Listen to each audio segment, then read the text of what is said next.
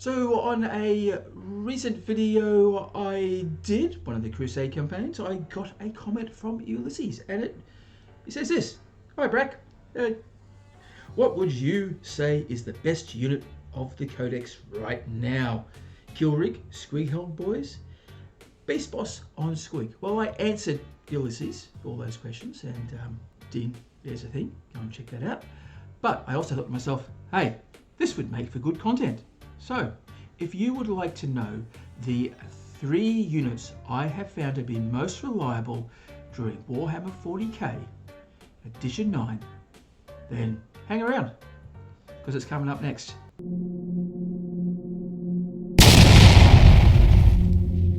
I'm Brak. This is going to be a tactics video with a twist, because it's based on my experiences and not based on Warhammer. This is based on my personal experience. I have played 10 games in the last 6 or 7 weeks of Crusade campaign. Note I said Crusade campaign. So if you are looking for advice for meta, on how to play match play, this is probably not the video for you. There are some differences between the 2 types of games, especially when it comes to things that you can give, like relics and some others. It's a very forgiving game, so you can actually build up. You can make units stronger, if you get the experience points, that is. But regardless, you can do some amazing things and you can make them to really good units. So, and I have done that. But anyway, I hope you're still here and want to find out what I've got. So without any further ado, let's take a quick look at the 3 units I find consistent in 40k and one I found disappointing.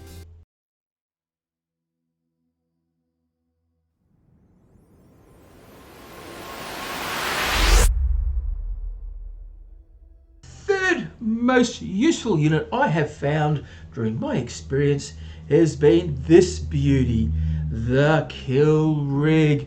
He is fast, so fast. 12 inches on the move, I believe. So in Crusade games, that's really good. You get him across the table and into the fray without after calling a wah. And let's not forget that he's a character and a psyker, which comes with all those lovely little goodies. Now, with the psyker, given him frazzle, which is anything within 9 inches on a 4+ D3 mortal wounds. Lovely. Smite is great.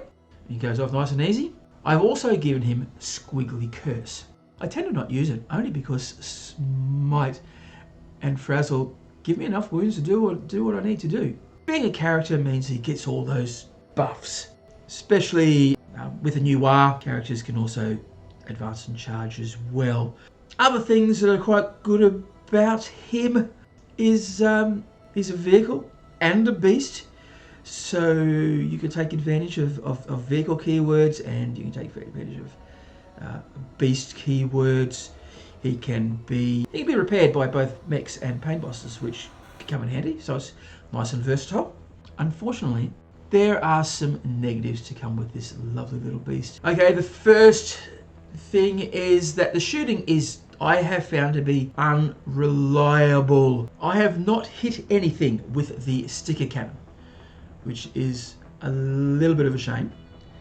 The heavy lobber, it's been okay. Not as good as it used to be when you're coming up against Armor of Contempt, which is a bit sad. Now the War Tower, really mixed, this one. I do get the D3 assault to hit because I'm always passing those psychers, so that's really good. But having said that, looking for 5s. It's fun. When this thing goes off, boy does it go off. It goes, oh. But when it fizzles, it fizzles. And the same can be said about the melee, although I haven't really put this up on my list because it's generally better. Now, if you're going to run him, do not expect him to be on the field long.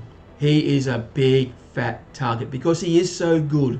And if you come up against an experienced player, then you're going to target him first. It's only been once I got him the third turn.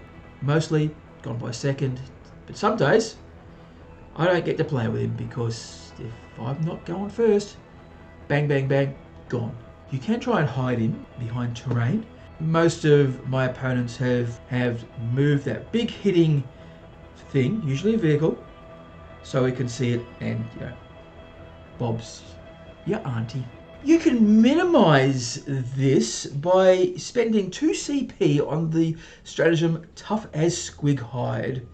So it basically gives you transhuman, a proper transhuman from everything, which will do 2 things. It will slow down the shooting and make him last a little bit longer, and that's how I've managed to keep him up to 2 and 3. But for me personally, if I don't have him in combat, then I'm not playing the game. You might feel differently about that.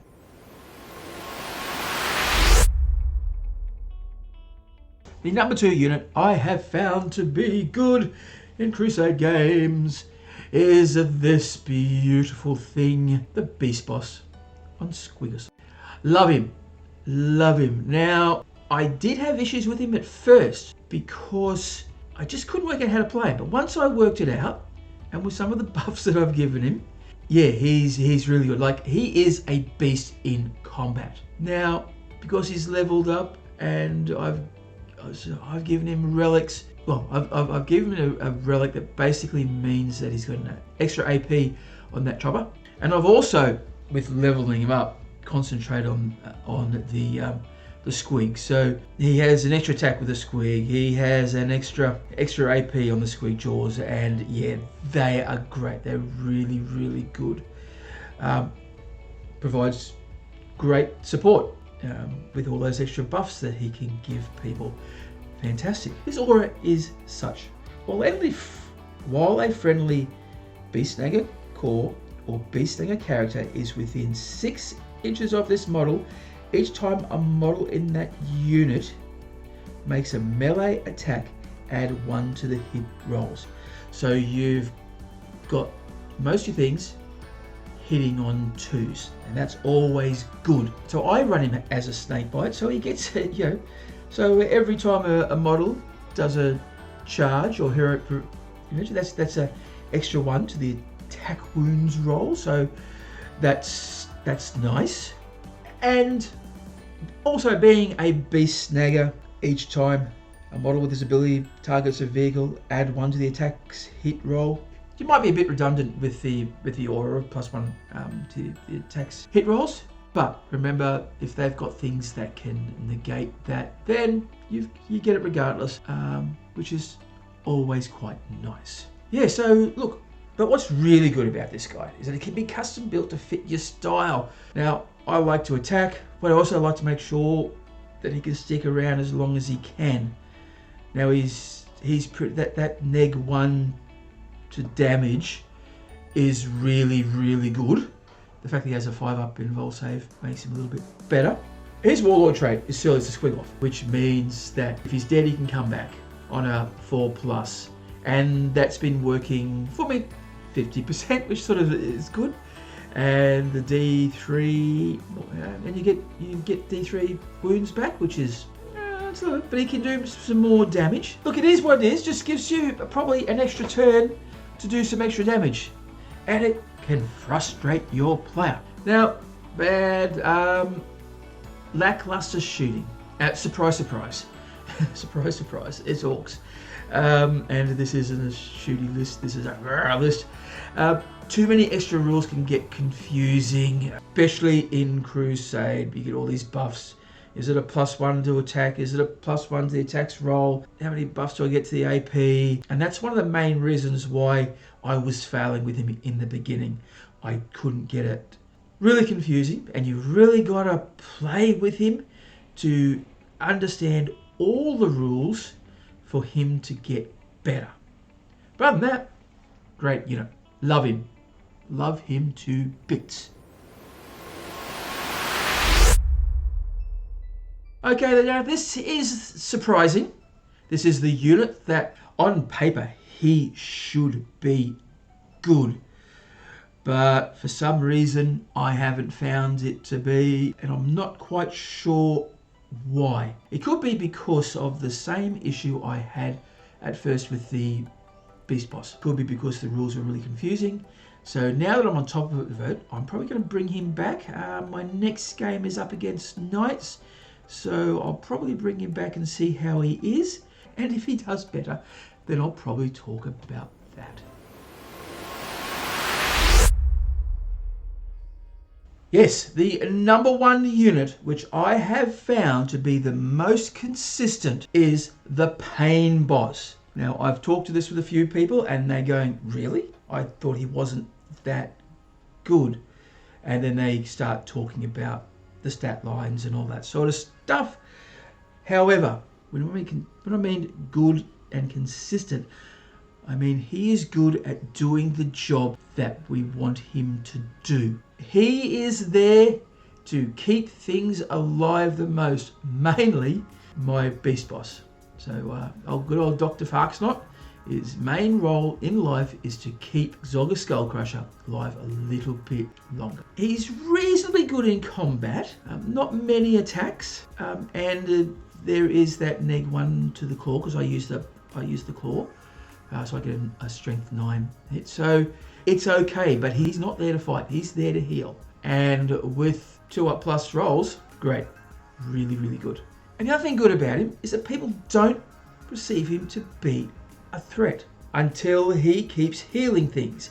Then they go, oh my god. So you can get 2, 3, maybe even 4 turns to use him before people could actually get him to do something about it.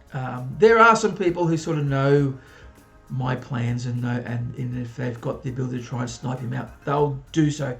But he can heal himself, so that's all right. It's a bit of a frustrating factor, isn't it? Which is fantastic. He can die easily if you let it. There are things in the book which you can use to make him better.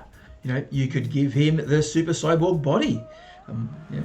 4-up info save. Any shot and attack is allocated to this model. Halve the damage characteristic.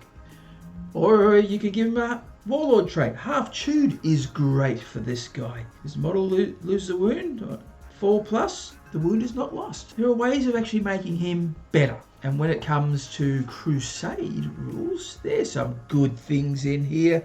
Well, Dr. Farksnot has bad reputation, so that's a 5+ invulnerable save. And there are relics here that are quite good. Dead Hard Armor, add 1 to the wounds characteristics. I've given him this because he won a relic. Add 1 to the bearer's wounds characteristic and add 1 saving throws made for that bearer. Yeah, all good. That's how I keep him alive. That's it. That was my list. Let's recap. The 3 most consistent units I have found while playing 40k Crusade campaign have been, in ascending order, the Killrig, the Beast Boss on Squigosaur, and the Pain Boss. The one that I have found to not be as good as I thought he would be is the Knob on Smash Squig. So what do you think? Do you agree? Do you disagree? Please comment below. Let me know. And remember, if you are going crumping, remember to bash early and bash often. Wah! Thanks for watching. If you did like this, please like, subscribe, share. Do all the algorithmic things. It'll be muchly appreciated. Special thanks goes out to this month's Patreons, which is Kyle R, Mostly Zen, Junebug, and Angus G. Thank you very much. I could not do this video without your help. Maybe you'd like to help as well. Cheers, once again, catch you later. And if you're going crumping, remember to bash early, bash often. Wah!